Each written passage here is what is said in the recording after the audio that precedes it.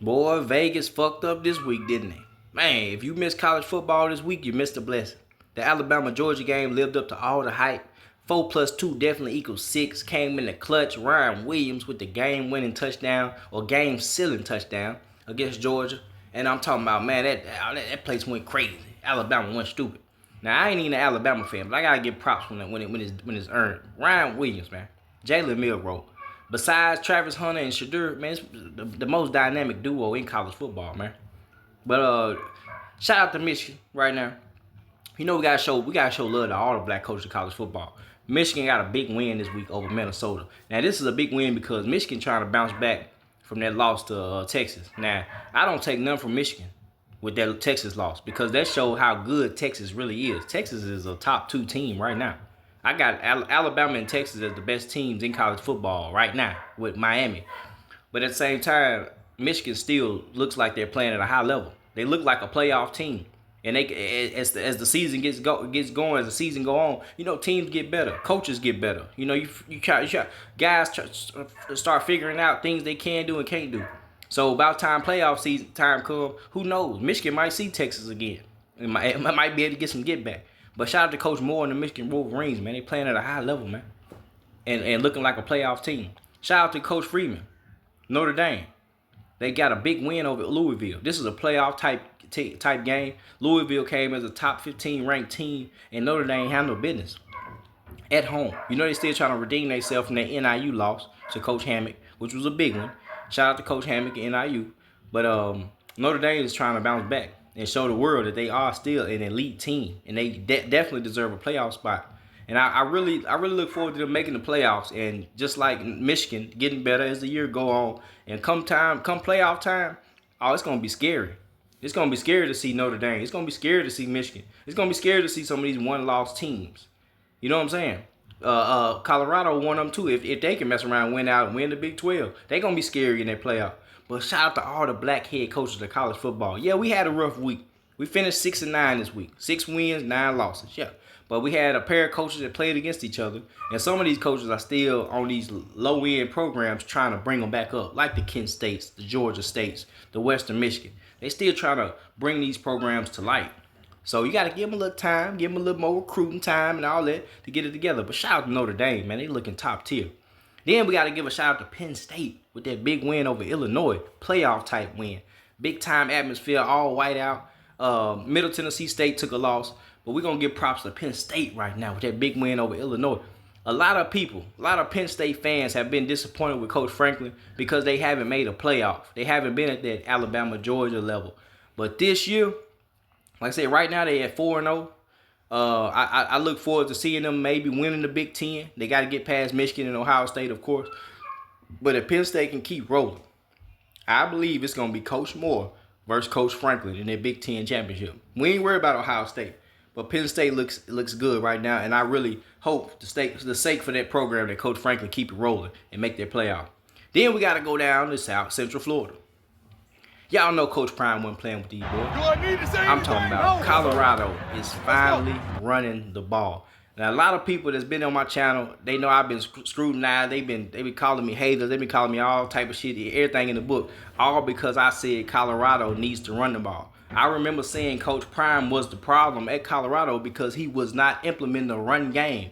I guess he listened because now he's put the run game in full-fledged, and they running, scoring, moving the ball, controlling the clock. They doing everything they need to do to have a complete offense, and it's showing up. They winning. They would have won more games last year if they'd have did this. They had the same. Travis Hunter was there. Shadur was there. They had a squad last year. Everybody wanted to say the line. No, it was not the line. It's the fact that they have to run the ball. And now that they're doing it, look at Colorado. This is one of the most scariest teams in the NCAA right now. All they needed was a run game. That's it.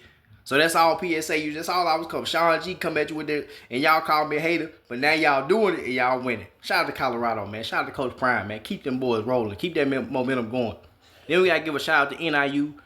They trying to bounce back, man. Y'all beat Notre Dame. Now y'all done went on 2 games skid.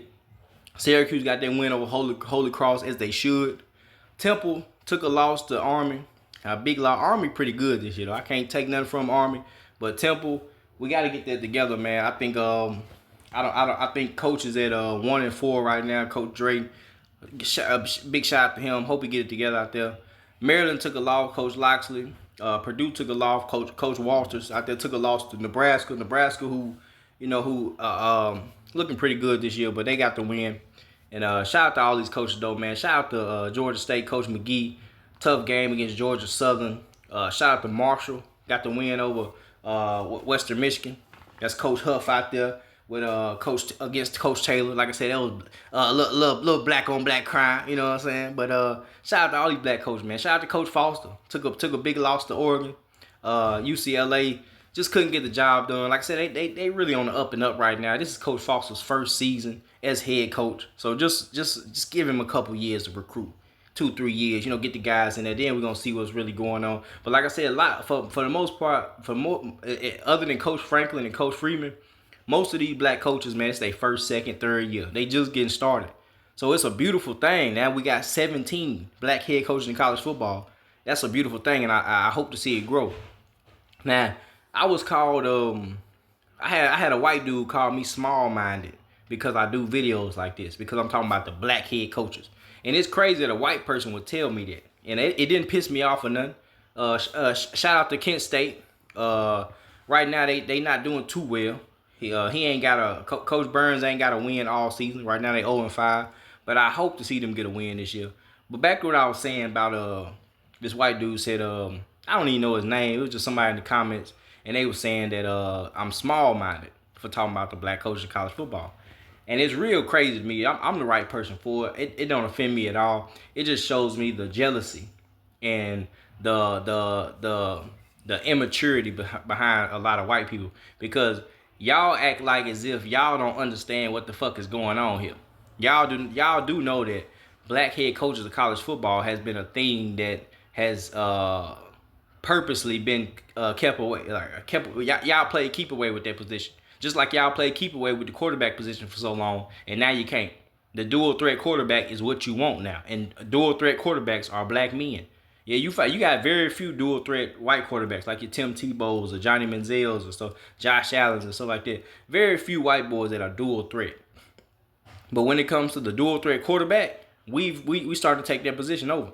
And now gradually we gonna eventually start evolving into more and more coaches diving into the college football world. Because I'm pretty sure if you, let me tell y'all a story, man, about me. I've always been an advocate for black people, period, about anything. But when I was growing up, my dad, God rest his soul, man, rest in peace, Pop. My dad was a coach, a football coach. He was a all-state football player in high school. He was the first freshman to start at the University of North Alabama. First true freshman. He started corner. I mean, he was just an All-American football player. And when he eventually retired from football, he started coaching us as young kids. And he coached us at a place that was, I'm talking about garbage. There's a place out here that's called Underwood or whatever, and they didn't win nothing. They never won. But when my dad went out there, he changed that whole program around. And we won a championship like 3-4 years in a row behind my dad coaching. That's when I started seeing and falling in love with coaching, with like seeing the fruits of coaching. And from what I can see, when you come down here on the Pop Warner level, there are so many black coaches. I'm talking about pretty much every little league coach you're going to find, every little league team, every 6U, 7U, 8U team, majority of them, they got black head coaches. Then when you get to the high school level, especially in like Texas, Georgia, there are a lot of black head coaches. But I really feel like a lot of black head coaches have not pursued the college level and the pro level because of the tradition of them not getting the job. Not that they're unqualified, not that they can't do it. It's just that these white folks are not going to let them have it. They're not going to put them in a position to make this money and be in a position of leadership. You're going to be over the program. But now times are changing. You really ain't got a lot of people that's just overly qualified for these jobs, just super qualified. No, now these brothers are stepping up qualified. Now you got your Coach Loxleys, you got your Freedmans, you got your Coach Prime, you got your Fran Brown, Coach McGee. You got these guys that stepping up and they overqualify for the job, and they doing a hell of a job. Now we got Coach Burns out. Kent State, they ain't won a game. We make an exception for him, but at the same time, black coaching in college football is changing. It's growing. It's something that's gonna always be here, and it ain't going nowhere. It's a takeover going on. And when I say takeover, I don't want to say we're gonna push y'all out the way. What I'm saying is scoot over and make some room. That's it. We here. We ain't going nowhere. And with people understand, what I'm starting to understand is with Colorado, when Coach Prime win, the coach will win.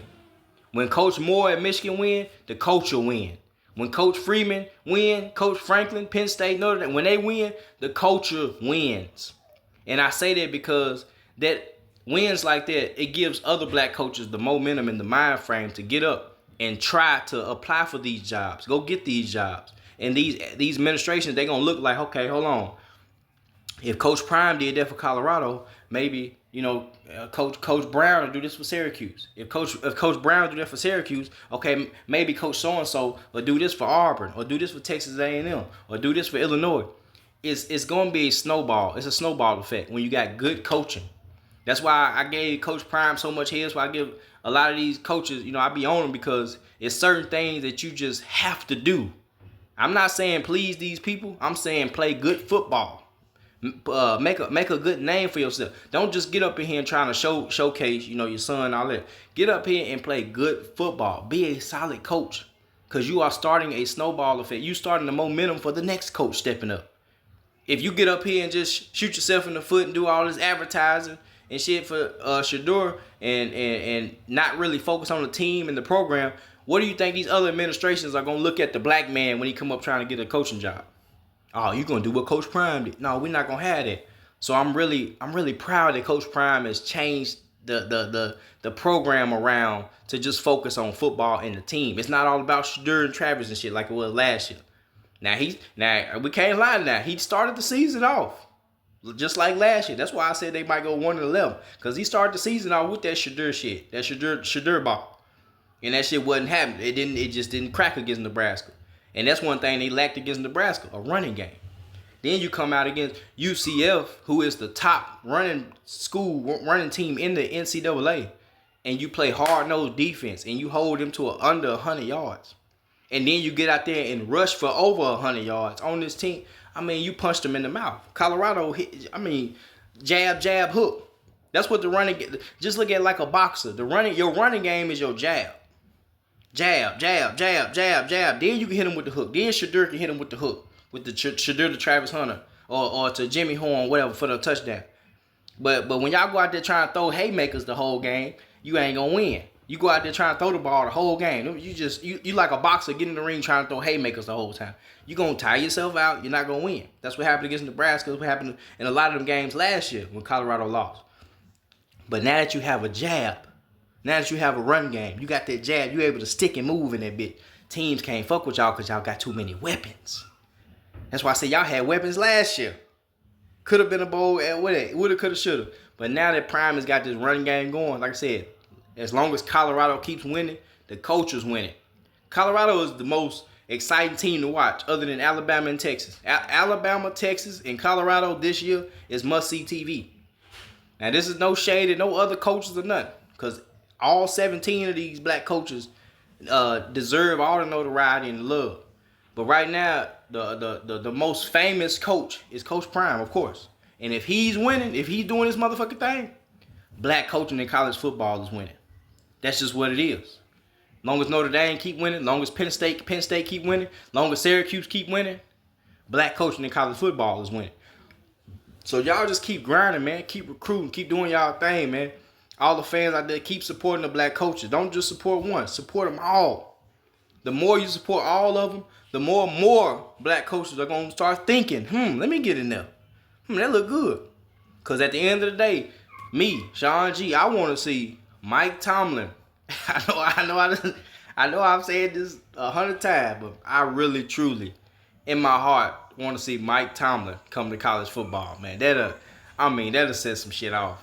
If he coach Pitt, if he go coach Auburn, if he go coach Florida State, wherever he go, he gonna make some noise, man. It's gonna shake the room, man. and it's just gonna look good for the black coaching, black head coaching of college football, man. So y'all keep it up, man. Shout out to all the fans out there, man. Hit that like button, hit that subscribe button, man. Be right back at you next week. We got to keep this going, man. It's a bye week for Colorado and Kansas State this week, so it's gonna be a little boring this week, Saturday. But we still got your Georgia, Alabama, Texas, all them. Auburn play Georgia. That's gonna be a blowout because Auburn ain't shit this year.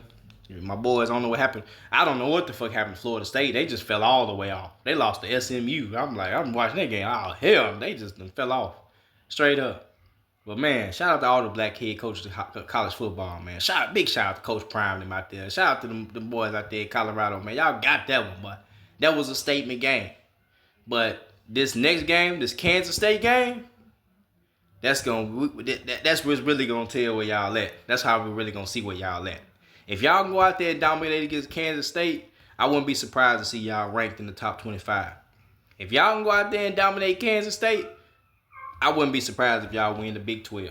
But we still got to get past BYU. Still got to get past Oklahoma State. Some tough games on down the road. But Colorado definitely looking good, man. The black head coach of college football definitely looking good. Syracuse, I can't wait to see them this week. I'm ready to see Penn State again. I'm really looking forward to see Penn State winning out. Straight up. If Penn State win out, get that bye week, win the Big Ten, man, shout out to Coach Franklin, man. Shout out to Coach Freeman, Notre Dame. All the black head coaches of college football, man. Y'all stay up out there, man. Sean G, I'm out of here.